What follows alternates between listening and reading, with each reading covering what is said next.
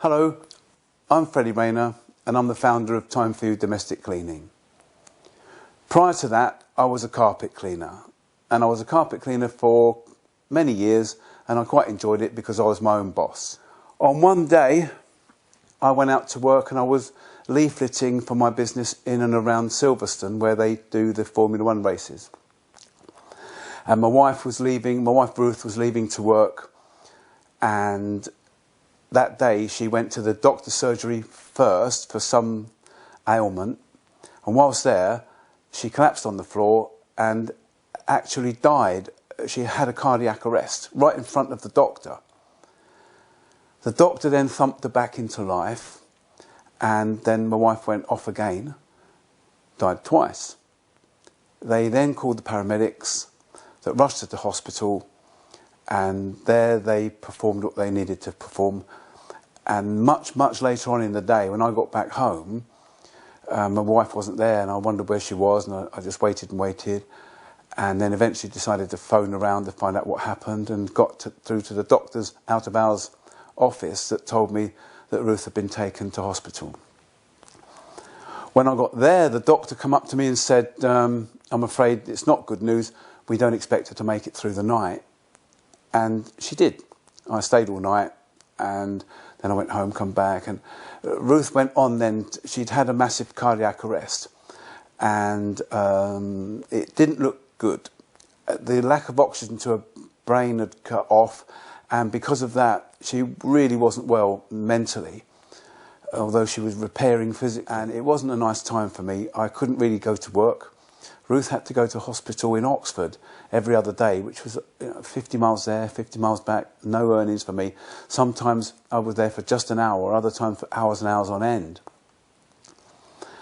So I took working locally for the council, doing some sort of really grim jobs. And I didn't like them at all, although I was paid pretty well. I did 5 of those jobs. And as a direct consequence, I used to wish it had been me that had the cardiac arrest. I hated to work so much. And as Ruth was getting better by now, 6-8 weeks later, we both started working, cleaning, although Ruth had never done anything like that before for a living, in and around Milton Keynes, doing end-of-let cleanings for estate agents. And all went well for a few years. Then I got a contract for a hospital that had been refurbed, and I was a subcontractor to the contractor. And I did the work, and it took 3 weeks of hard work. Lots of rooms needed cleaning, lots of cleaning to be done. And I wasn't paid, not because I hadn't done a good enough job, because the contractor went bust and never paid me. And it brought me to my knees. And it was that moment when I had a pity party all on my own, thinking, poor old me. I was on my knees financially. I felt really brassed off about my situation. And being a cleaner with absolutely no qualifications at all, not even a cycle proficiency badge, or no O-levels, nothing at all. I decided to stay in cleaning. I thought, well, I'm a cleaner, I'm a good cleaner. Now I decided it's time to pull my finger out, and at that time I was 50. And that's not a good age to be when you're absolutely, totally skint. My mother-in-law helped me out with some photographs and some leaflets. She had them all printed at her cost. And I put them out, and to my astonishment, it worked. I had some people call me.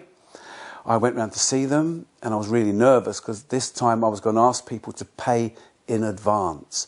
This was really new. They all did. And I thought, hey, this is fantastic. Now all I've got to do is find a cleaner. And I found a cleaner. I put the two together.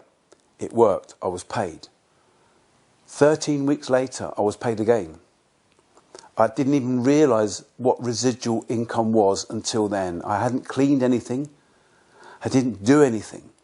I just signed up the clients, the cleaners did the work, and I got paid again. The cleaner gets paid separately, by the way, which means my money stays my money. I kept that up for 3 years, after which time I had 300 clients. I was earning in excess of £120,000 a year. That brought a smile to my face. It brought a smile to Ruth's face. She then said, why don't we then look for a franchise? And I doubt if I could spell the word franchise at that time. But we went for it. And did it go? Yes, it did. We were on BBC Two TV's programme Working Lunch as the fastest growing franchise in the UK at the time.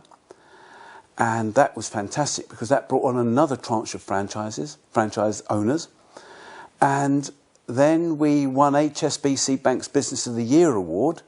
Fantastic. And the franchisees themselves were really excited and exuberant and loved their business, and so did we.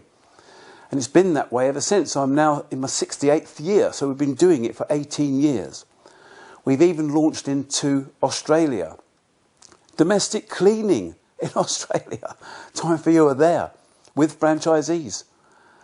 So it works, it's got legs, and we love it. All our franchisees love it, and we're the one franchise in the whole country that would guarantee you success. We also let you speak to all of our franchise owners. Just talk to them, and then whether we're good or bad or indifferent, you'll find out. But by and large, 94% of our franchise owners elect to re-sign for a further 5 years. They don't have to pay anymore, but they re-sign for a further 5 years. 94%. No one else gets that in Great Britain. No one. Some of them have reached a point now where they've signed for the 15th year, and they're selling it on to new, younger franchise owners, and some have passed it on to their children. And we're very, very proud of that fact. If you're looking for a business, a real genuine business, where you don't have to do the work of cleaning, you don't even have to manage the cleaners because the clients do that. With your own business, you are in control. I hope this makes sense, and I look forward to hearing from you soon. Thank you.